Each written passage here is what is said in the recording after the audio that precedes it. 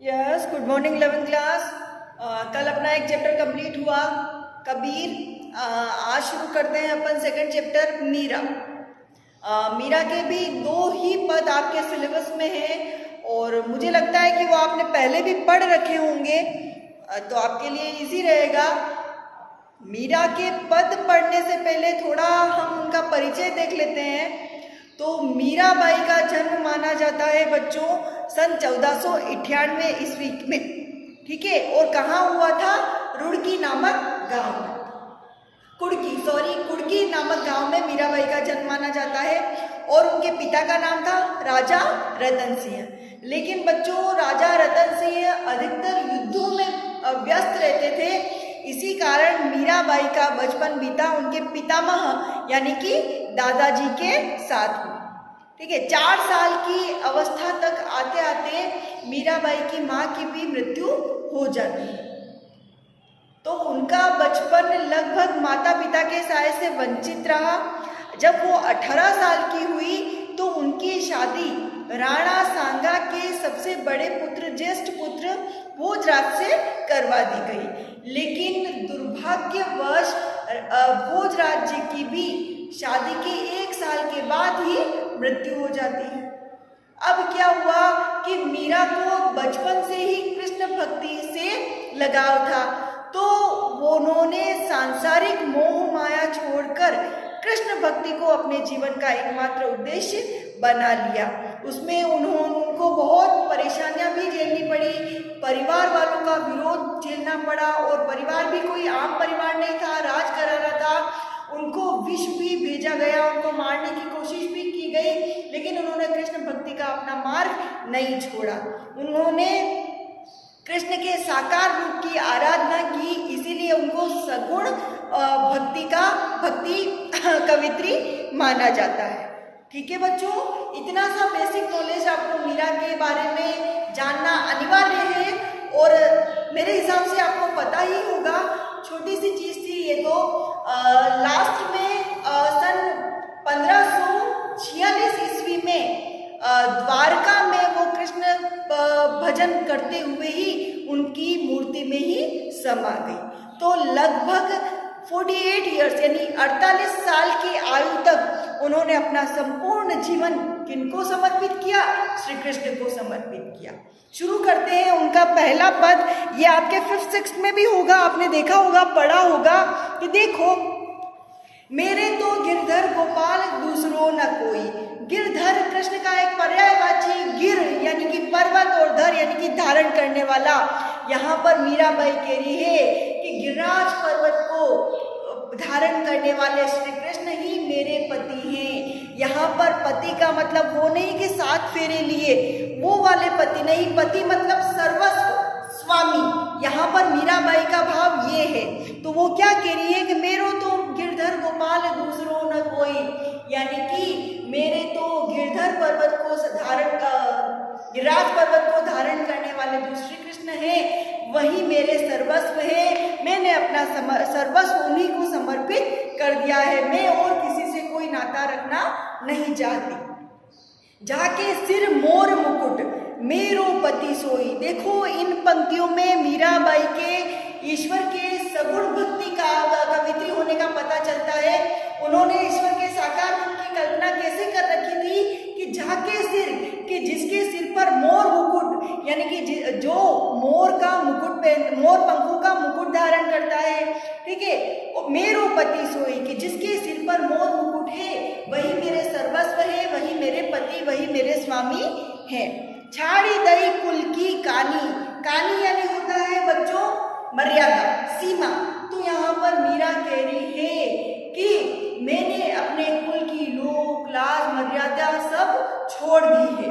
कहा करिए कोई, मैं किसी से नहीं डरती, मेरा कोई कुछ नहीं बिगाड़ सकता, क्योंकि मेरे सर्वस्व तो श्री कृष्ण है, वो मेरी रक्षा अवश्य करेंगे। इसलिए मैंने कुल की मर्यादा को छोड़ने में भी मैं नहीं डरी, मेरा कोई कुछ नहीं बिगाड़ सकता। संतन ढिग पे की बेटी, ढिग मतलब पास में, संतन मतलब संत लोग। तो यहाँ पर मीरा कह रही है कि संतों के पास में, संतों की संगति में बैठे बैठे लोक लाज खोई, मेरे को अब लजाना नहीं आता। क्योंकि मीराबाई का ये मानना था कि साधुओं की संगति से, संतों की संगति से आपको सच्चा ज्ञान प्राप्त होता है और सच्चे ज्ञान से ही ईश्वर की प्राप्ति होती है। तो यहाँ पर कवित्री ये मानती है कि मैं ज़्यादा से ज़्यादा संतों की संगति करूँगी और उसमें मुझे कोई लोक लाज, यानी चाहे तो मेरी लोग बुराई करो, चाहे मेरी प्रशंसा करो, इसका मुझ पर कोई प्रभाव नहीं पड़ेगा। मैंने अपनी सारी लज्जा खो दी है। ठीक है। असुवन जल सींची सींची, प्रेम बेली बोई। आप जानते हो ना, कोई भी पौधा अपन अगर बीजारोपण उसका करते हैं तो उसको पानी से सींचना पड़ता है। तो यहाँ पर मीरा कह रही है कि मैंने बहुत से कष्ट अपने जीवन में सहे हैं और कृष्ण भक्ति, कृष्ण का शामिल भी नहीं होने से मेरे आंसू समाप्त ही नहीं होते, लेकिन मैंने उन आंसुओं को अपने प्रेम की बोली में, प्रेम की बेली में सींच दिया है। और अब क्या हुआ है, वो बेली यानी कि वो बेल, मेरे कृष्ण के प्रति मेरे प्रेम की बेल अब बड़ी हो गई है। अब तो बेली फैली गई कि अब तो मेरी जो कृष्ण भक्ति की जो बेल है, प्रेम की जो बेल है, वो बड़ी हो गई है और आनंद फल हुई। अब मुझे वहां पर फल ही फल मिलेंगे, यानी कि मुझे मेरी भक्ति का फल अवश्य मिलेगा। दूध की मथनियाँ बड़े प्रेम से बिलोई। यहाँ पर कवित्री ने एक उदाहरण दिया है कि जिस प्रकार दूध को जमाकर दही बनाया जाता है, ठीक है, तो यहाँ पर ये कह रही है कि मैंने मथनिया से, मथनिया समझते हो ना, रवि, छाछ फेरने की, तो वो क्या कह रही है कि मैंने मथनिया से यानी कि रवि से मैंने दूध को, दही को मथ दिया है।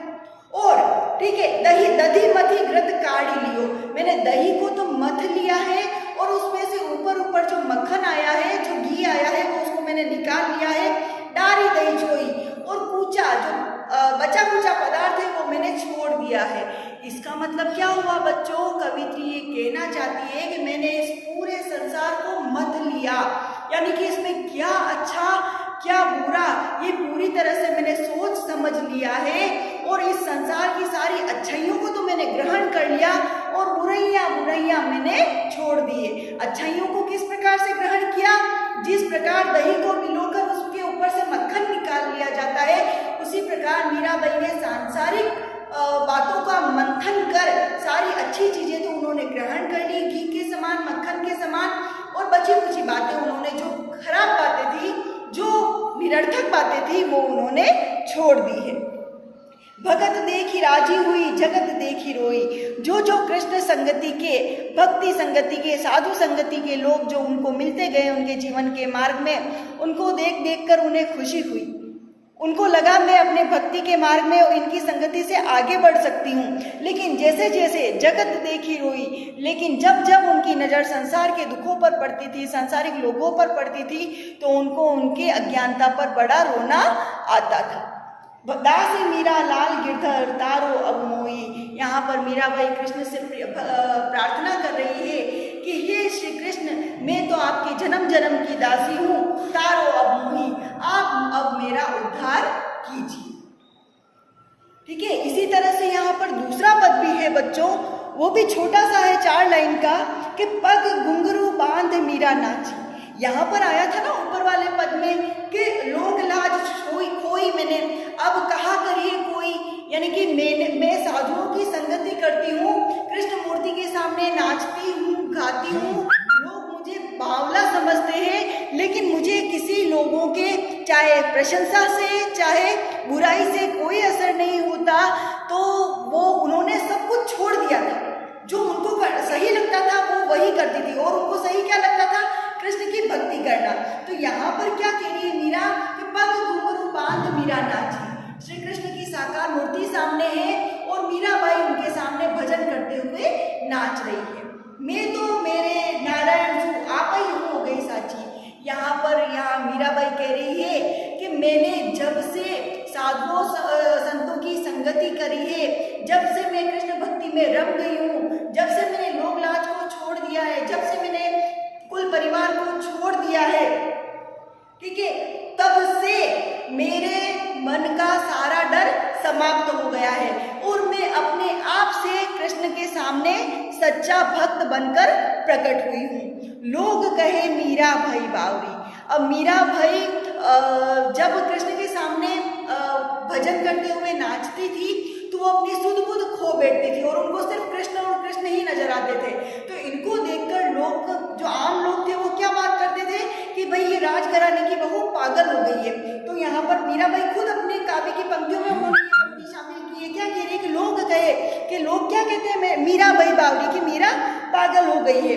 न्यात कहे कुलनासी, और कुल के परिवार के राजघराने के जो मेरे रिश्तेदार हैं वो मुझे क्या समझते हैं, कुल का नाश करने वाला समझते हैं, कुल की मर्यादा का नाश करने वाला समझते हैं, लेकिन इसका मुझ पर कोई प्रभाव नहीं पड़ता।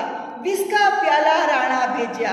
यहाँ पर कवित्री कह रही है कि जो मैंने कुल की मर्यादा को छोड़ के मैं मेरे भक्ति मार्ग में आगे बढ़ी हूँ, तो इसके कारण सबसे अधिक क्रोधित तो कौन है, राणा जी हैं। और उन्होंने मुझको मारने के लिए विष का प्याला भी खीर के रूप में भेजा, लेकिन वो विष भी मेरा कुछ नहीं बिगाड़ सका। विष का प्याला राणा जी भेजा, पीवत मीरा हंसी, कि वह विष भी मीरा का कुछ नहीं बिगाड़ सका और उसको पीने के बाद भी मीरा को उनकी मूर्खता पर हंसी आई।